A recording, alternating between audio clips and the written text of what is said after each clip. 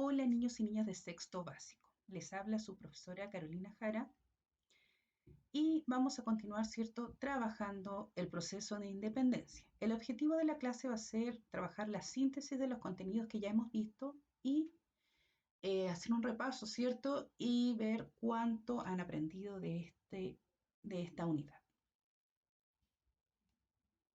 Comenzamos. A partir del siglo XIX, el conjunto de colonias hispanoamericanas, ¿cierto?, hasta ese momento pertenecientes al imperio controlado por la corona española, iniciaron un movimiento independentista que desembocó en la conformación, ¿cierto?, de países libres y soberanos, es decir, con gobiernos, autoridades y leyes propias, ¿ya? Este movimiento de carácter continental y del que Chile también fue partícipe fue el producto de un proceso histórico en el que se combinaron e incidieron varios factores y fenómenos, en los que es posible distinguir entre aquellos internos y externos a las colonias. Vamos a recordar, ¿cierto?, que la independencia de Chile se nace, ¿cierto?, a partir de los antecedentes externos y internos que se vieron involucrados, ¿cierto?, para comenzar con este proceso. En cuanto a los antecedentes externos, tenemos la Ilustración, la independencia de Estados Unidos y la Revolución Francesa, ¿ya? Y los antecedentes internos que tuvieron incidencia fue el descontento de los criollos, la expulsión de los jesuitas y el surgimiento de identidades locales, ¿cierto?, que se sentían representadas con el país y querían y se sentían capaces, ¿cierto?, de poder gobernar, ¿cierto?, durante este proceso. Todo parte, ¿cierto?, con la primera Junta Nacional de Gobierno, ya que se conformó el 18 de septiembre de 1810 y fue presidida, ¿cierto?, por Mateo de Toro y Zambrano. Durante esto se logró, ¿cierto?, enfatizar en los siguientes puntos: la Declaración de Libertad de Comercio, establecimiento de relaciones con Buenos Aires, creación de cuerpos armados y convocación a elecciones en un Congreso Nacional, ¿cierto? Durante este proceso, y como lo vimos en clases anteriores, ¿cierto?, sabemos que este proceso se divide en tres etapas importantes, que tienen que ver con la patria vieja, la reconquista y la patria nueva. Vamos a recordar antecedentes de cada una de ellas. Partamos con la patria vieja, que tiene que ver con los años, embarca los años, ¿cierto?, 1810 y 1814. Su principal gobernante fue José Miguel Carrera, ¿cierto? Y tuvo algunas obras, tales como la adquisición de la imprenta con que se publicó el primer periódico chileno, llamado Hora de Chile. Este fue dirigido por Camilo Enríquez y en el que se difundieron las ideas independentistas, ¿cierto? También tenemos el reglamento de la Constitución de 1812, en el que se adoptaron ideas ilustradas como la soberanía popular y la división de los poderes del Estado. También está el establecimiento de relaciones diplomáticas con Estados Unidos, creación de los primeros símbolos patrios, la bandera, el escudo y la escarapela, y la fundación, ¿cierto?, del Instituto Nacional y la Biblioteca Nacional. Durante este periodo se destacó la batalla de Rancagua, el 1 y 2 de octubre de 1814, en las que las fuerzas, ¿cierto?, comandadas por José Miguel Carrera, no pudieron detener el avance de las fuerzas reales al rey, cuestión que motivó su reemplazo por Bernardo O'Higgins. Con la llegada de O'Higgins no se pudo rebatir esta situación. El ejército chileno es vencido. Esta batalla, conocida como el desastre de Rancagua, pone fin, ¿cierto?, a la patria vieja. Otra etapa importante, ¿cierto?, de esta independencia es la reconquista o restauración de la monarquía. Tiene que ver, abarca los años 1814 y 1817, ¿cierto? Sus principales políticas impuestas fueron el destierro de los criollos opositores al poder monárquico, al archipiélago Juan Fernández, y la fiscalización de sus bienes.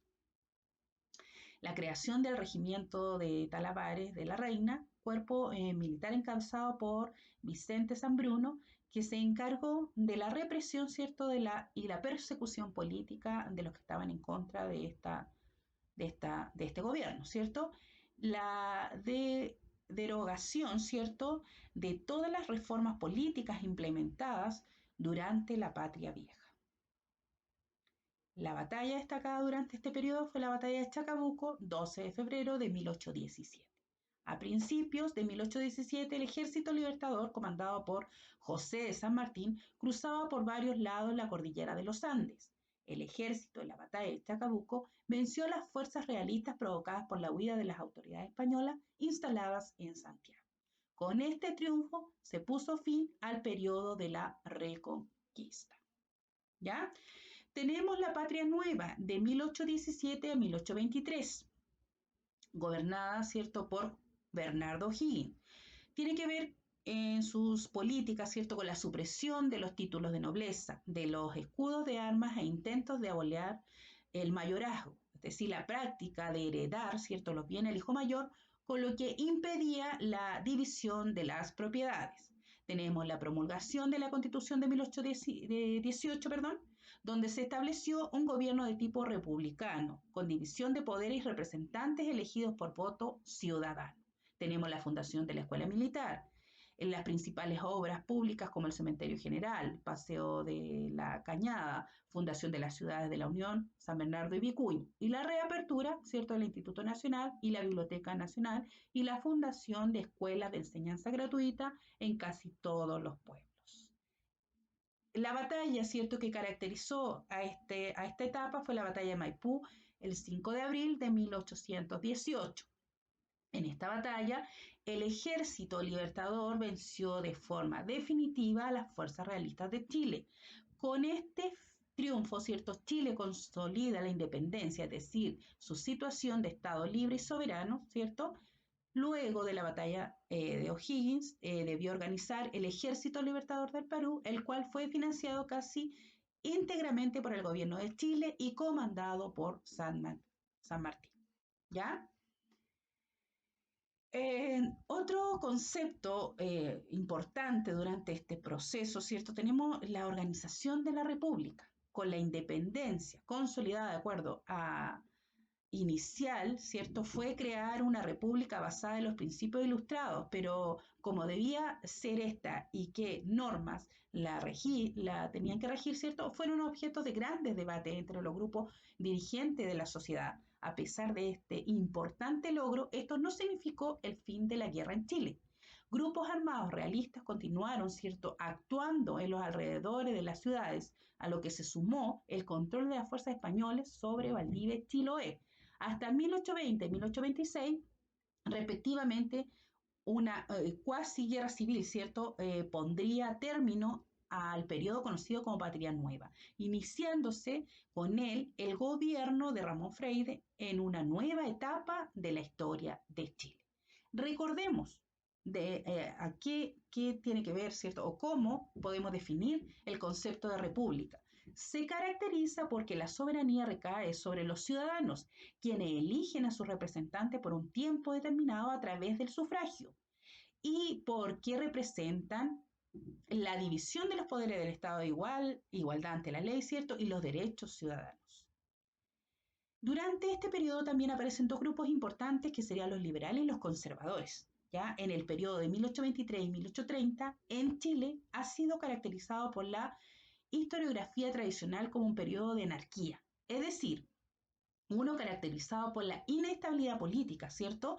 Concepto que ha sido modificado por los ensayos constitucionales, el cual destaca el esfuerzo realizado por crear, ¿cierto?, un nuevo orden público republicano.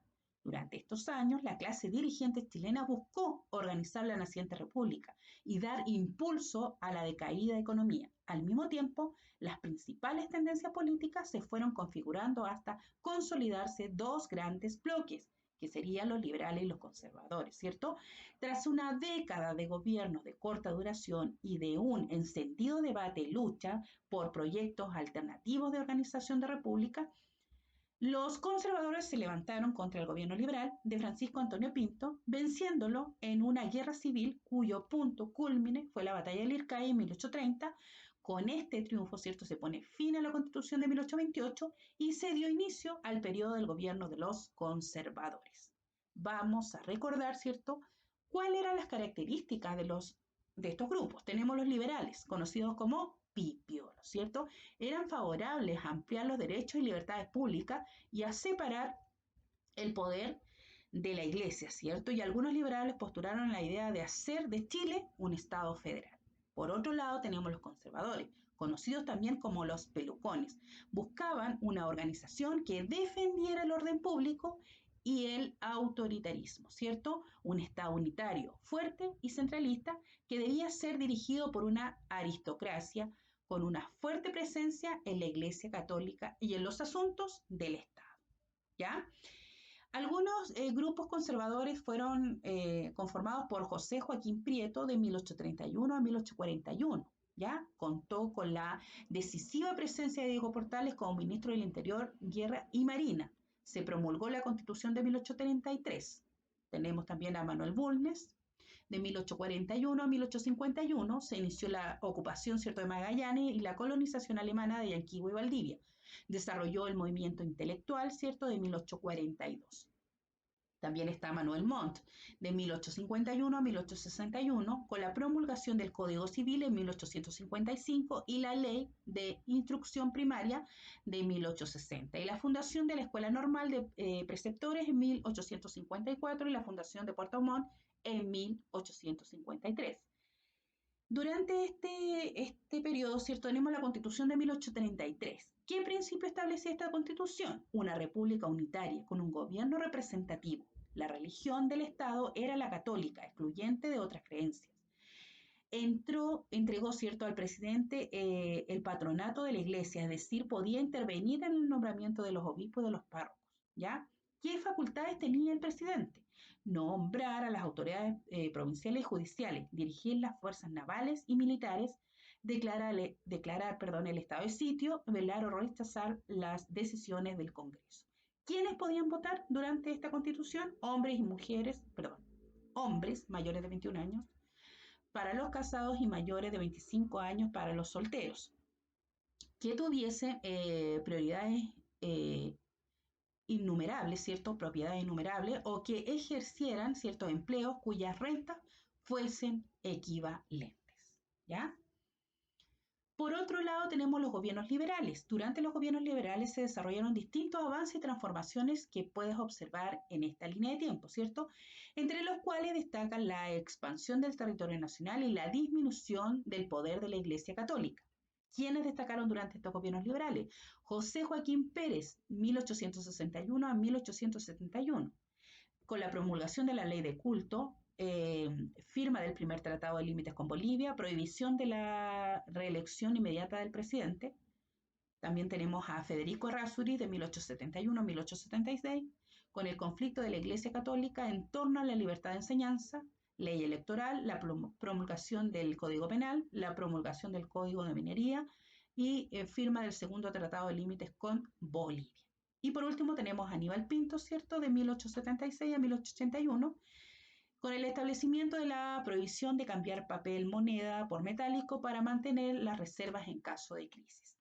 Inicio de la Guerra del Pacífico, conflictos con la Iglesia por candidatura de Francisco de Paula al arzobispado de Santiago y negociación, ¿cierto?, de los límites con Argentina. Otras facultades, ¿cierto?, importantes durante las reformas liberales tenemos la reforma de la Constitución de 1833. Se limitó el poder ejecutivo, ¿cierto?, impidiendo la reelección inmediata restringida por sus facultades.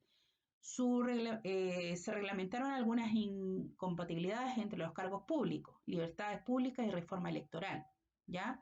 También tiene que ver con las leyes laicas. Ley de cementerios laicos permitió hacer uso, ¿cierto?, de los cementerios municipales o administrativos por el Estado sin importar sus creencias. La ley sobre el registro civil, los nacimientos, matrimonios y defunciones pasaron a inscribirse en el registro civil y no en la parroquia. La ley de matrimonio civil, ¿cierto? El matrimonio legal era concedido solo por el Estado y no por la Iglesia Católica, ¿ya? También tenemos una sociedad de cultura durante el siglo XIX, ya cambios importantes, ¿cierto? Si bien la sociedad del siglo XIX fue protagonista y testigo de una lucha ideológica importante que llegó a provocar guerras civiles tanto en los gobiernos conservadores como en los liberales, se iniciaron importantes esfuerzos en ámbitos como la educación, la fundación de instituciones, la modernización del país, vinculada al desarrollo económico, estudios, ¿cierto?, científicos promovidos por el Estado. En este paralelo y a esto y como parte de las ideas de la época, ¿cierto? Se produjo el surgimiento de movimientos artísticos y literarios, ¿ya? Aquí tiene incidencia importante, ¿cierto? La educación durante este siglo XIX. ¿Cómo era la educación en la parte de los ideales conservadores, ¿cierto? La Constitución de 1833 estableció la educación pública como una atención preferente del Estado. El sistema de educación primaria fue elemental, masiva, destinado a todos los grupos del país, mientras que la secundaria y universitaria estaba destinada a las élites. En este periodo se crearon la Universidad de Chile, la Escuela de Arte de Oficio, la Escuela Nacional de Preceptores y las escuelas normales para mujeres, ¿cierto? Las dos últimas centradas en formar a los profesores de enseñanza primaria. Por otro lado, ¿cierto? Tenemos las ideas de gobiernos liberales. Buscaron establecer un sistema educativo primario público, gratuito y laico. Para esto, promulgaron la Ley de Instrucción Primaria de 1860, que estableció fuese gratuito para hombres y mujeres por igual, un derecho que permitió a las mujeres acceder, ¿cierto?, a la educación superior.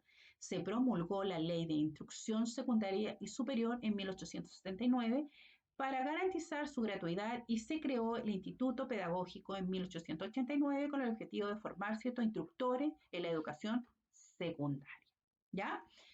También tiene un desarrollo económico, ¿cierto? Durante este periodo en los sectores de la minería, agricultura y el comercio. Se comenzaron a instruir un conjunto de adelantos técnicos que habían sido desarrollados en Europa para hacer más fáciles y eficientes, ¿cierto?, los procesos productivos, los que, los que pronto, ¿cierto?, se pondrían al servicio de la sociedad en conjunto. Entre ellos tenemos, ¿cierto?, la navegación a vapor. A partir de 1840 comenzaron a llegar al puerto de Valparaíso los primeros barcos a vapor, los que conectaron de forma más expedita, ¿cierto?, al país con el comercio entre América y el mundo.